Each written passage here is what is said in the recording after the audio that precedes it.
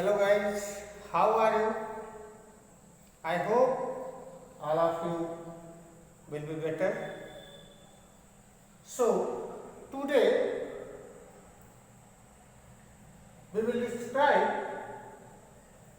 or study about new topic, use of art tool,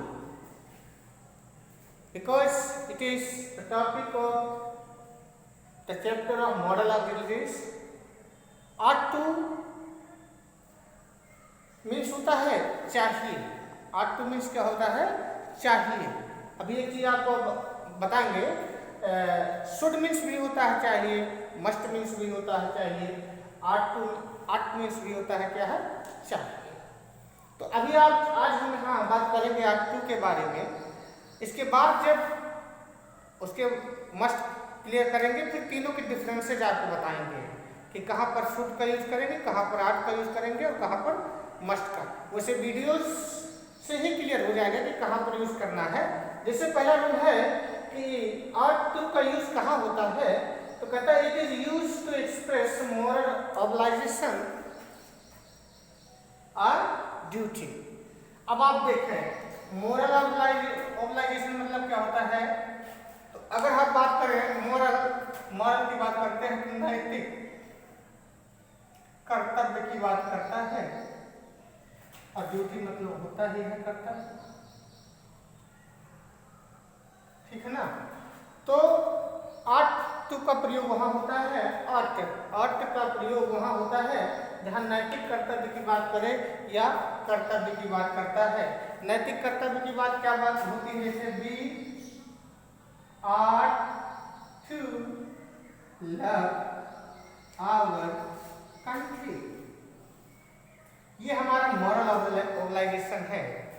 we are to love our country मतलब हमें अपने देश से प्रेम करना चाहिए। अब यहाँ पर देखें मॉरल ऑब्लाइजेशन मतलब मॉरल ड्यूटी कहो या मॉरल ऑब्लाइजेशन कहो या ड्यूटी कहो, दोनों में डिफरेंसेस है थोड़ा। ड्यूटी वो होता है कि वहाँ पर थोड़ा आप बाध्य होते हैं, और मॉरल ड्यूटी जो होता है, मॉरल ऑब्लाइजेशन जो होता है, वहाँ पर आप फ्री होते हैं, यानी वहाँ पर कोई बाउंडेशन नहीं होता। जैसे हम कह दिया कि we are to love our country, हमें अपने देश से प्रेम करना चाहिए, कि हमारी मतलब एक सामाजिक जो है एक नैतिक कर्तव्य बनता है कि जहाँ पर हम रहें उससे प्रेम होना चाहिए। जैसे हम अपने घर में रहते हैं, अपने परिवार में रहते हैं, तो एक सामाजिक कर्तव्य है। बट देखें बात वहीं पर अगर फैमिली की आ जाती है तो कहीं ना कहीं हम बाध्य हो जाते हैं। जैसे दूसरी अगर बात करें हम कि वी आर्ट टू हेल्प, ध्यान दीजिएगा, those who we ought to help those who is need, ठीक है ना। यानी हमें उसकी मदद करनी चाहिए।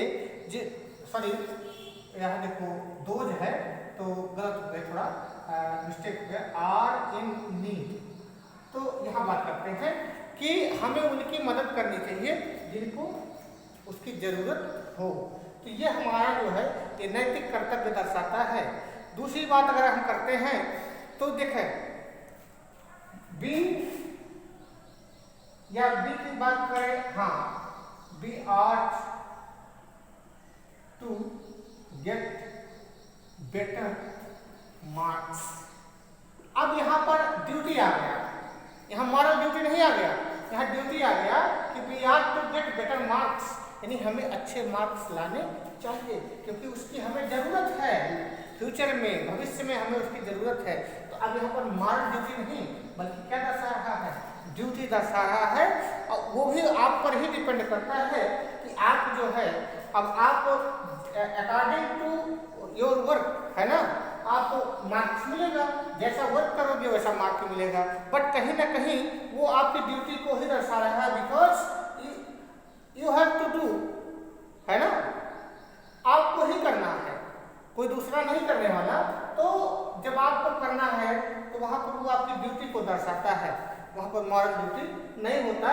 बल्कि यहाँ पर अगर बात करें पहले सेंटेंस की या दूसरे सेंटेंस की बात करते हैं अगर हम कि we are to love our country या we are to help those who are in need, है ना, कि हमें अपने देश से प्रेम करना चाहिए या हमें उनकी मदद करनी चाहिए जिनको उसकी जरूरत हो, नीड हो। समझ गए? तो जहां पर मॉरल ऑब्लाइजेशन हो या ड्यूटी की बात होती है वहां किसका प्रयोग करते हैं? आर्ट का। नेक्स्ट कहता है कि it is used to express strong probability. Strong probability का मतलब होता है, देखो मैंने लिख दिया यहाँ, प्रबल संभावना। क्या होता है? प्रबल संभावना। अब प्रबल संभावना क्या होता है? जैसे कि we are to win in the race. अब यहां मतलब कि आप यहां स्ट्रॉन्ग प्रोबेबिलिटी, स्ट्रॉन्ग पॉसिबिलिटी दर्शा रहा है कि हमें जो है रेस में क्या करना चाहिए, जीतना चाहिए। यानी कहने का मतलब आपको पहले से एहसास है कि you have the power that you can win the race, है ना। यानी आपके अंदर वो क्षमता है, कैपेसिटी है, पावर है, एबिलिटी है कि आप उस रेस को क्या कर सकते हो, जीत सकते हो। तो जहां पर स्ट्रॉन्ग प्रोबेबिलिटी या पॉसिबिलिटी यानी प्रबल संभावना दर्शाता है, यानी कहीं ना कहीं उसमें आपकी कैपेसिटी की बात करता है, आपके पावर की बात करता है। तो ऐसे कंडीशन में जो है भी इसका प्रयोग किया जाता है, आर्ट का प्रयोग किया जाता है। किसका? आर्ट। किसका? आर्ट। आर्ट का प्रयोग किया जाता है कहाँ कहाँ पर? मोरल ऑब्लाइजेशन, ड्यूटी और स्ट्रॉन्ग प्रोबेबिलिटी या इसको कहे स्ट्रॉन्ग पॉसिबिलिटी। ठीक है ना। तो इन कंडीशंस में हम किसका प्रयोग करते हैं भैया? आर्ट टू का प्रयोग करते हैं। किसका प्रयोग करते हैं? Ought to. ठीक है ना। इसके आगे भी है, इसको नोट कर लीजिए और आप भी जो है सेंटेंस बनाएंगे, सोचेंगे, है ना, कि कहाँ पर यूज हो सकता है। फिर उसके बाद आगे का बताते हैं। हाँ, आइए देखते हैं। नेक्स्ट है कि फॉर एडवाइस, यानी आर्ट टू का प्रयोग एडवाइस के लिए भी किया जाता है। जैसे अब एडवाइस मीन्स आप जानते हो क्या होता है? सलाह। एडवाइस मीन्स क्या होता है? सलाह। तो अब सलाह देना, जैसे मान लीजिए कि आप किसी को सलाह दे रहे हो तो बोलोगे यू आर टू रीड, है ना, रामायण। यानी आपको क्या करना चाहिए? रामायण पढ़ना चाहिए। एडवाइस किया आपने, है ना। या दूसरी बात ले लें, you are to study your books, यानी है आपको अपनी किताबों का अध्ययन करना चाहिए। तो आपने क्या किया? एडवाइस किया। क्या किया? एडवाइस किया। यानी एडवाइस के लिए भी मतलब हम किसका प्रयोग कर सकते हैं? आर्ट का प्रयोग यूज कर सकते हैं। दूसरा है फॉर लॉजिकल नेसेसिटी। लॉजिक मतलब जानते ही तर्क देना। लॉजिक मतलब होता ही है, क्या होता है? तर्क देना। और नेसेसिटी मतलब होता है आवश्यकता। लॉजिकल नेसेसिटीज के लिए भी, यानी तार्किक आवश्यकता के लिए भी हम किसका प्रयोग कर सकते हैं? आर्ट टू का। जैसे you are not to be late. मान लीजिए आपको कहीं जाना है तो आप उसको तर्क दे सकते हो कि तुम्हें लेट नहीं होना चाहिए। या दूसरा है कि Aditya ought to go at once, यानी आदित्य को तुरंत चले जाना चाहिए। यानी ये क्या कर रहा है? तार्किक आवश्यकता की बात कर रहा है, लॉजिकल नेसेसिटी की बात कर रहा है। यानी कहने का मतलब उसका जाना वहां से कंपलसरी है, नेसेसिटी है। तो जहां पर लॉजिकल नेसेसिटी की बात होती है वहां पर भी आर्ट का प्रयोग किया जाता है। कैसे? देखिए आप you are not to be late, तुम्हें लेट नहीं होना चाहिए। मतलब बात समझ रहे हैं ना कि लेट नहीं होना चाहिए। इसका मतलब लेट होने पर आपका कार्य जो है, आपका कार्य जो है, आप मान लीजिए किसी कार्य के लिए जा रहे हो तो कार्य नहीं भी हो सकता है। यानी या स्कूल जा रहे हो, लेट हो गए तो आपको पनिश मिल सकता है। बात समझ गए ना। तो यहाँ पर क्या हुआ?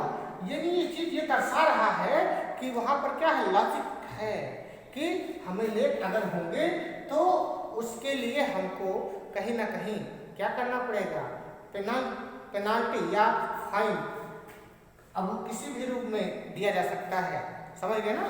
तो वो पड़ सकती है हमारे ऊपर। दूसरा, Aditya ought to go at once, Aditya को वहां से तुरंत चले जाना चाहिए, यानी क्या पता वहां से जाने से उसके लिए अच्छा हो, या कहीं जाना है वो लेट हो रहा है तुरंत निकल जाना चाहिए, समझ गए ना। तो ये होता है लॉजिकल नेसेसिटी, ठीक है, समझ गए होंगे आप, इसको नोट कर लीजिए।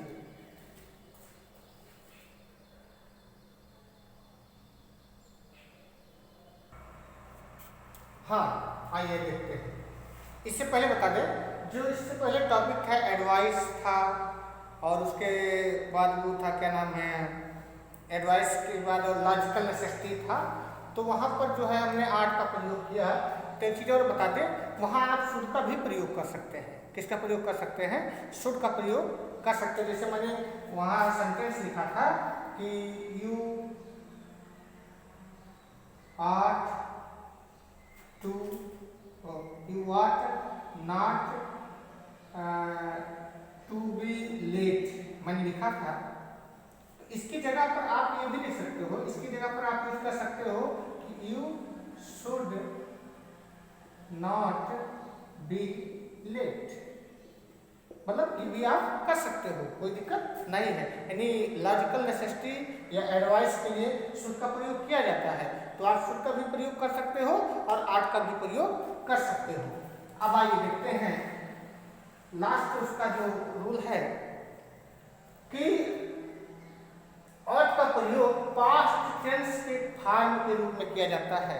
तो एक चीज आपको बताएं, जैसे विल का पास्ट फॉर्म वुड होता है, सेल का शुड होता है, कैन का कुड होता है, मे का माइट होता है, बट आर्ट का ऐसा नहीं है।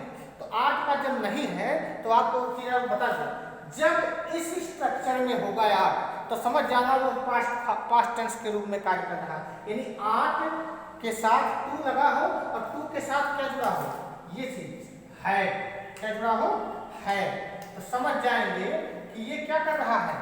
और है के साथ यहाँ जो वर्ब का फॉर्म आएगा वो कौन सा फॉर्म होगा, थर्ड फॉर्म। कौन सा फॉर्म होगा, थर्ड फॉर्म। तो समझ जाना कि वो पास्ट टेंस के रूप में कार्य कर रहा है। किसके रूप में कार्य कर रहा है, पास्ट टेंस के रूप में कार्य कर रहा है। जैसे मान लीजिए हमने लिखा कि you are to have worked hard, समझ गए, you are to have worked hard. तो ये जो स्ट्रक्चर है ये किसको दर्शा रहा है, पास्ट टेंस को दर्शा रहा है। किसको दर्शा रहा है, यानी आर्ट का, जैसे अभी तक जो हमने पढ़ा वो आर्ट का प्रेजेंट था, लेकिन जब आर्ट के साथ हैव आ जाएगा और उसके साथ फिर थर्ड फॉर्म आ जाएगा तो समझ जाएंगे कि वो क्या है, पास्ट फॉर्म के रूप में यूज किया जा रहा है। किसके रूप में यूज किया जा रहा है, पास्ट फॉर्म के रूप में यूज किया। और ठीक इसी से मिलता जुलता ये अगला रूल है कि फॉर डिसअप्रूवल, डिसअप्रूवल, अप्रूव मतलब होता है मंजूरी और डिसअप्रूवल का मतलब होता है ना मंजूर करना। क्या होता है, ना मंजूर करना, ना मंजूरी कह सकते हो आप, ठीक है ना, या अस्वीकृत, क्या कह सकते हो, अस्वीकृत,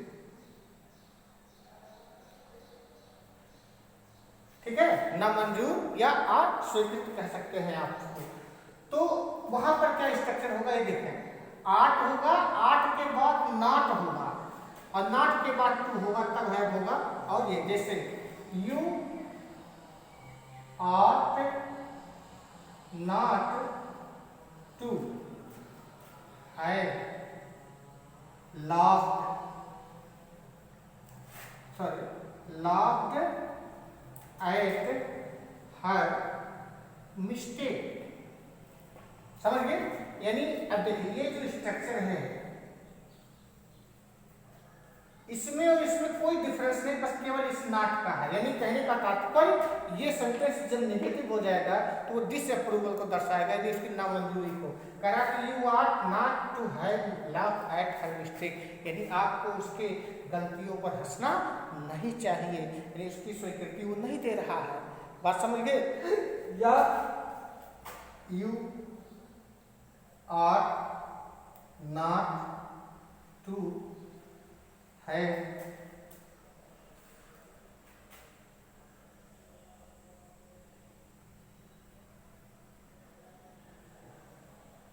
चीटेड है, यानी तुम्हें उसका मजाक नहीं बनाना चाहिए। तो कहने का मतलब कि अगर कोई पूछे आपसे कि आट का पास्ट फॉर्म क्या होता है, तो आप सीधे बोलेंगे कि जब आट के साथ, ध्यान दीजिएगा, आट टू के साथ हैव आ जाए और हैव अपने साथ थर्ड फॉर्म लेकर आ जाए, तो समझ जाओ वही जो है वहां पर आट किसके रूप में आ रहा है, अपने पास्ट फॉर्म के रूप में आ रहा है। किसके रूप में आ रहा है? पास्ट फॉर्म के। और जब ये नहीं होगा, केवल आट के साथ ought to been, ought to read, बात समझ गए, तब ये प्रेजेंट को दर्शाएगा। किसको दर्शाएगा? प्रेजेंट को दर्शाएगा। ये था आट टू का यूज, ठीक है ना। आई होप आप उसको समझ गए होंगे और अच्छे से समझ गए होंगे, और नहीं समझे हैं तो वीडियो को बार बार देखिएगा, निश्चय से समझ में आएगा। जो नए स्टूडेंट हैं वो जब भी वीडियो को देखेंगे तो चैनल को सब्सक्राइब करेंगे, ठीक है ना, जिससे जितने भी वीडियो डाले जाएंगे उसका नोटिफिकेशन उनको मिलता रहेगा। Thank you.